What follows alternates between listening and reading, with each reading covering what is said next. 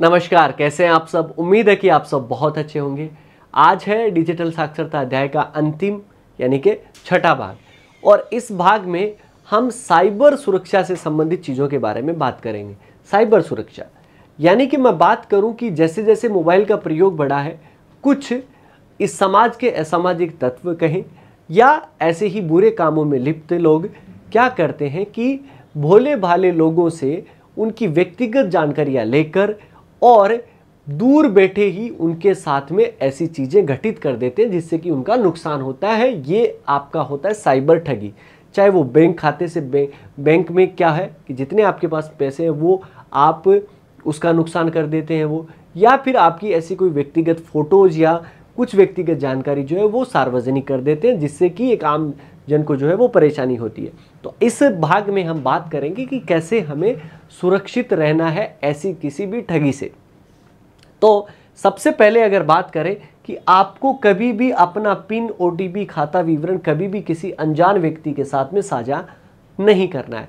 चाहे कोई आपका कितना भी निजी व्यक्ति हो, उससे आपको अपने एटीएम कार्ड का पिन नहीं बताना। कभी आपको बैंक खाते के बारे में उसको नहीं बताना कि ये मेरा बैंक खाता नंबर ये है, इस तरीके की चीज़ें हैं। ना ही कभी आपको उसके अपने हस्ताक्षर उसको बताने हैं। ये सब चीज़ें जो है वो आपको कभी भी किसी के साथ में शेयर नहीं करनी है।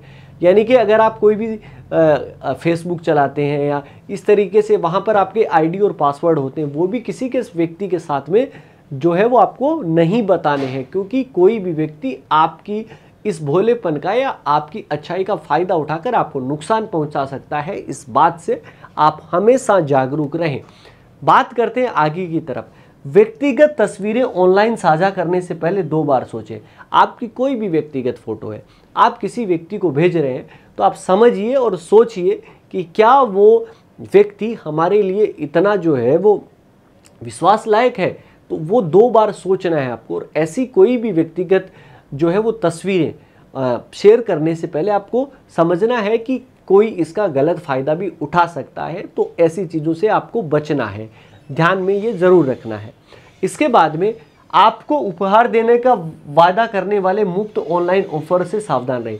कई बार आपके मोबाइल पर इस तरीके के मैसेज आएंगे कि आप इस लिंक पर क्लिक करें, इस लिंक पर जाएंगे तो आपको 1 किलो सोना मिलेगा या कुछ महंगा मोबाइल मिलेगा या बहुत बड़ा उपहार मिलेगा। इस तरीके की चीज़ें अगर आपको कही जाती है तो ऐसे लिंक से आप बचें, वहाँ पर नहीं जाएं, क्योंकि वो सिर्फ आपको ठगी करने के लिए। पैसा सिर्फ मेहनत से कमाया जा सकता है, शॉर्टकट नहीं होता कि सिर्फ एक अगर आप क्लिक करेंगे तो उससे बहुत सारा पैसा आ जाएगा, ऐसा संभव नहीं है।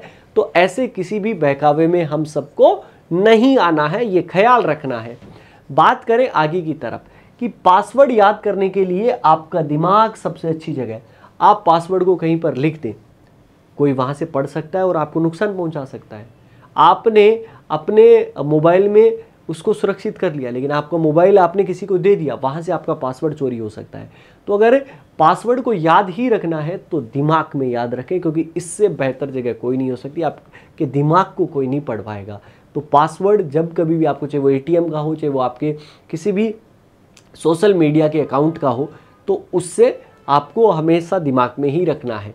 बात करें अगर आगे की तरफ, तो इंटरनेट पर कभी भी किसी के साथ में व्यक्तिगत जानकारी जो है वो साझा नहीं करनी है। व्यक्तिगत जानकारी, फिर वही बात कि आपको एटीएम का पासवर्ड या आपका बैंक खाते का विवरण, ऐसी कोई भी चीज़ें आपको इंटरनेट पर किसी व्यक्ति से अगर आप बात कर रहे हैं तो उसके साथ में साझा नहीं करनी है, क्योंकि ये सब चीज़ें व्यक्तिगत है और व्यक्तिगत होने का मतलब सिर्फ आप तक ही रहनी चाहिए। ठीक है। अपने मोबाइल उपकरणों को कभी भी अपरिचित व्यक्तियों के साथ साझा ना करें। मतलब आपने मोबाइल किसी को दे दिया और वो आपके लिए अपरिचित है, तो वो आपको नुकसान पहुंचा सकता है। बहुत सारे एप्लीकेशन के माध्यम से आपका मोबाइल जो है वो कोई और यूज कर लेगा। जितना उसमें डेटा होगा, फ़ोटोज़ होंगे, आपकी व्यक्तिगत जानकारियाँ होंगी, वो किसी और के साथ में के पास में चली जाएंगी। ऐसी चीज़ों से हमें बच के रहना है, अपना मोबाइल अपने पास ही रखना है। ठीक है। तो इसके अलावा आप जो कुछ भी ऑनलाइन पढ़ते हैं उन सभी पर विश्वास ना करें, क्योंकि मोबाइल पर जब जैसे ही आप यूट्यूब खोलते हैं उसमें बहुत सारी जानकारियां ऐसी हैं जो कि गलत भी हैं। ठीक है। ऐसा नहीं है कि सारी जानकारी एकदम सही है।